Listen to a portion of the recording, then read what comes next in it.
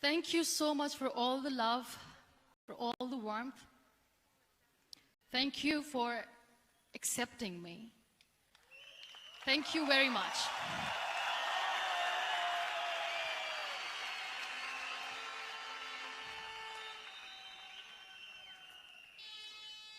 Well, I always start my talk with a disclaimer.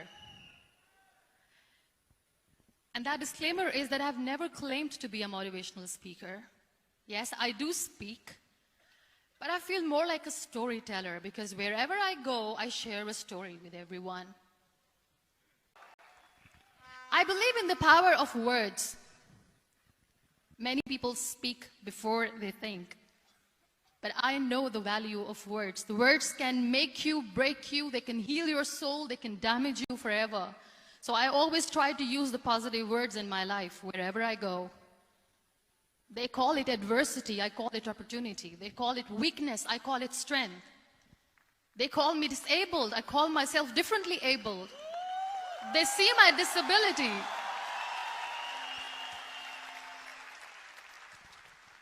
They see my disability, I see my ability.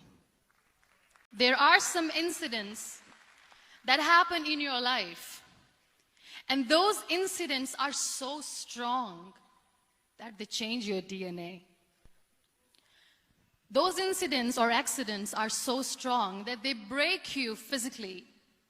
They deform your body, but they transform your soul.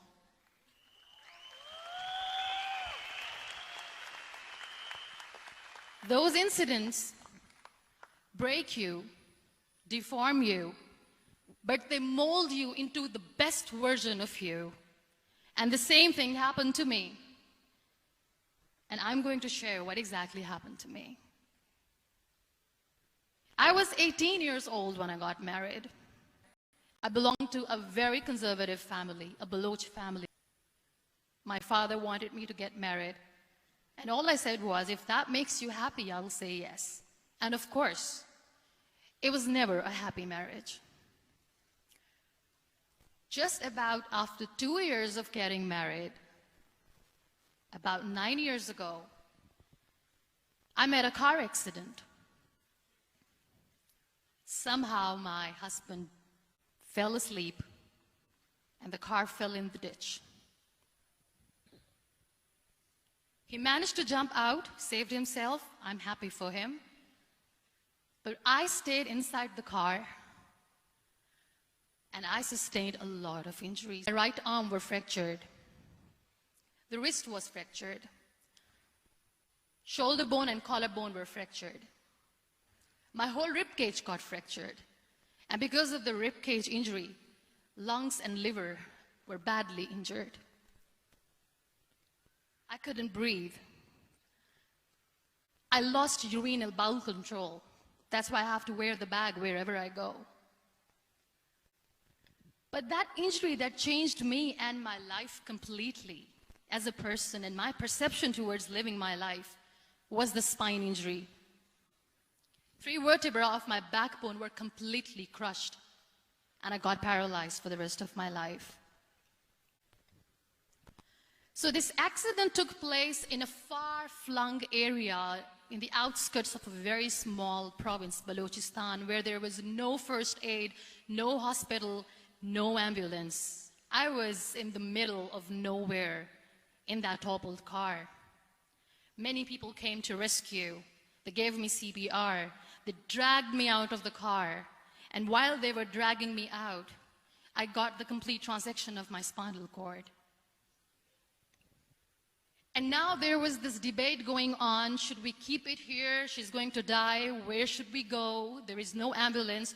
There was this 4-wheeler Jeep standing in the corner of the street. They said, put her in the back of the Jeep and take her to the hospital, which is 3 hours away from this place. And I still remember that bumpy ride. I was all broken. They threw me at the back of the Jeep and they rushed me to the hospital.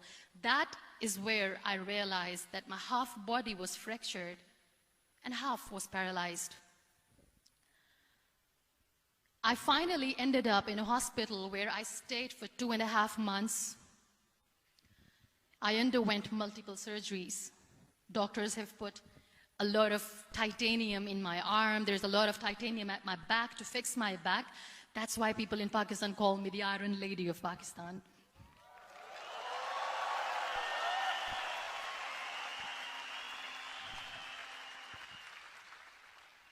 Sometimes I wonder how easy it is for me to describe all this all over again. And somebody has rightly said that when you share your story and it doesn't make you cry, that means you have healed.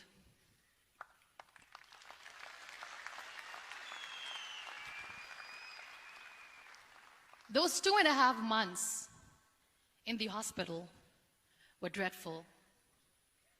I will not make up stories just to inspire you. I was at the verge of despair. One day, doctor came to me and he said, well, I heard that you wanted to be an artist, but you ended up being a housewife. I have a bad news for you. You won't be able to paint again because your wrist and your arm are so deformed, you won't be able to hold a pen again.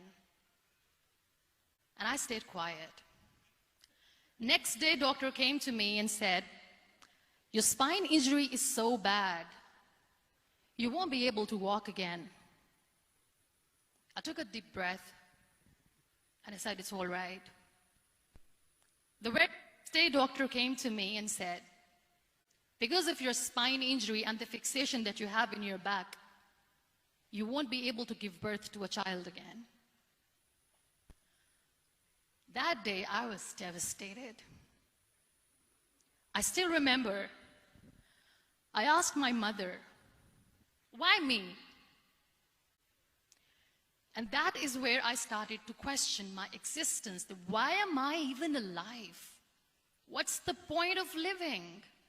I cannot walk, I cannot paint, fine. I cannot be a mother. And we have this thing in our heads, being women, that we are incomplete without having children. I am going to be an incomplete woman for the rest of my life. What's the point? People are scared. They think I will get divorced.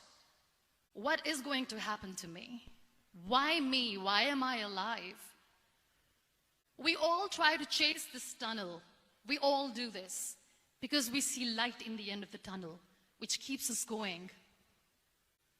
My dear friends, in my situation, there was a tunnel that I had to roll on, but there was no light. And that is where I realized that the words have the power to heal the soul. My mother said to me, this too shall pass. God has a greater plan for you. I don't know what it is, but He surely has.